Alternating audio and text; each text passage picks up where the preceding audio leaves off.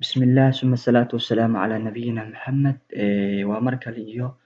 Cabdullaahi Maxamed Raagi YouTube channelka aad daawaneysana waa Cilmi Bili channel waa videogii labaad aan soo duubeyno waa maadada chemistry-ga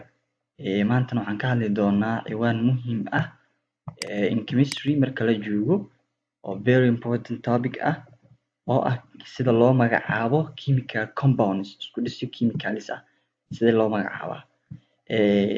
waxaan sameyn doonaa waxa loo yaqaano definition marka hore inaan qeexno waa maxay chemical compound kadib waxaan sameyn doonaa waxa loo yaqaano sida loo magacaabo chemical compound isku dhis kiimiko kadibna waxaan sameyn doonaa waxaa jiro rules shuruuc lagu magacaabo chemical compounds oo gaarayo ilaa iyo 4 rules gaarayo then ayagana waan ka hadli doonaa big by big marka hore waxaan sameyn doonaa waxa loo yaqaano chemical compound definition-keeda waa isku dhiskaasi is a chemical substance oo chemicaleed ka kooban many identical molecules molecule isu eg molecule waa atoms fara badan oo isu tagay oo is haysto waaye atomskaas waxay noqon karaan kuwa yacni homo ah isku eg oo tusaale ahaan diatomic monatomic like that ama kuwa hetero ah oo kala duwan sida tusaale ahaan ammonia oo kale sidoo kale composed of ka kooban atomiyo from more than ka badan one element hal curiyo maxay isku haya marka held together waxa isku hayo by chemical bonds isku dhisi dabar chemicaleed chemical bondsku waxay noqon karaan dabar wadaag oo covalent bond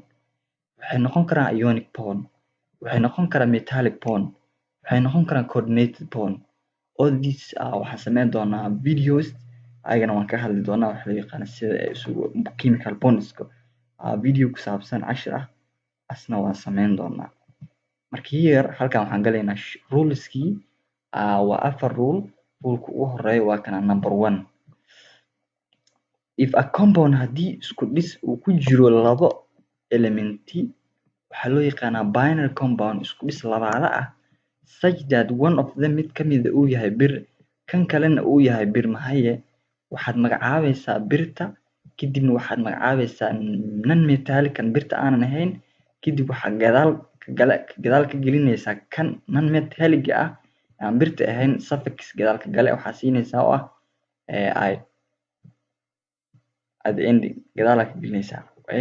sharcigan haddaan soo koobo wuxuu dhahayaa haddii isku dhis ka kooban laba elementi oo loo yaqaano binary compound isku dhis labaala ah mid kamid ahna uu yahay bir kan kalena uu yahay bir maxaye waxaa marka hore magacaabaysaa birta kadibna waxaad ku daraysaa non metallic suffix ayaad ku daraysaa gadaalka gale ah at the end tusaalahan fiiri marka examples tusaalooyin mithaalo sodium chloride marka hore sodium birta ayaan ka bilaabay chloro aan dhahay waxaan keenay suffix gadaalka gale ah aluminium oxide oo birti ah oxide oo gadaal suffix ah calcium sulfide calciumti waa birti sulfide oo suffix gadaalka gale marka rule 1 wuxuu sheegayaa haddii isku dhis ka kooban laba elementi oo loo yaqaano binary compound isku dhis labaala ah midna uu yahay bir mid kalena uu yahay non metal bir mahaye waxaa sameynaysaa marka hore inaad magacaawdo birta kadibna kan bir mahayaha inaad gadaalka gala ugu dhigto waxa loo yaqaano ruleka labaad haddii isku dhis ka kooban labo non metals ah labo bir mahaya isku dhis ka kooban waxaa magacaabaysaa marka hore named waa la magacaabaa by using adigoo isticmaalayo Greek prefix horgalayaal Greek ah sida mono hal dia labo tria saddex tetra 4 penta 5 examples mithaalo tusaalooyin carbon monoxide here waa 1 herena waa 1 so marka carbon monoxide this waa carbonkii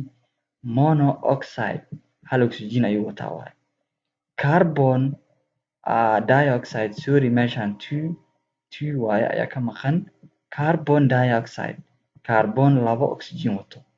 sulfur trioxide sulfur wadato 3 oxygen rulkan wuxuu sheegayaa asna haddii aan soo koobo, haddii isku dhis ka kooban laba birmahaye waxaa loo magacaabayaa, waxaad isticmaalaysaa Greek prefix horgalayaal Greek ah sida hal, mono, dia, tria, tetra, and penta. As like this, tusaalooyinkani carbon monoxide, carbon dioxide, carbon trioxide. Ruleka saddexaad, rule number 3, haddii if the compound haddii isku dhis ay ku jiraan 3 elements 3 uriye waxaa loo yaqaanaa tetraic compound, isku dhis saddexle ah, one of which mid ka mid saddexdaas oo element uu yahay oxygen waa la magacaabaa. Adigoo ku sameynayo waxaa loo yaqaana suffix ayaa sameynaysaa gadaalka gale oo ah a at the end. Marka laba hab ayaa jirto oo loo magacaabo aid and I. Haddii isku dhisku uu oxygen badani wato waxaa siinaysaa gadaalka gale ah aid. Haddii isku dhisku uu wato oxygen yar waxa aad siinaysaa waxa loo yaqaano a. Haddii aan soo koobo rule number 3, isku dhis ka kooban 3 uriye tetra compound ayaa loo yaqaanaa, isku dhis saddexaale ah mid ka mid ahna uu yahay oxygen waa la magacaabaa adigoo siinayo suffix gadaalka gale aid at the end, gadaal dambe ayaa ka siinaysaa. Haddii isku dhiskaasi oxygenku ku jiro uu yahay mid badan waxaad siinaysaa gadaalka gale ah aid. Haddii isku dhiskaasi oxygenku ku jiro uu yahay mid yar waxaad siinaysaa aid. Tusaale examples, sodium nitrate, this waa 3 oxygen oo oxygen badan waxaana siinaynaa xarafka gadaalka suffix gadaalka gale ah aid. Oxygenka sodium nitrate gadaalka galahani waa suffixkan aid,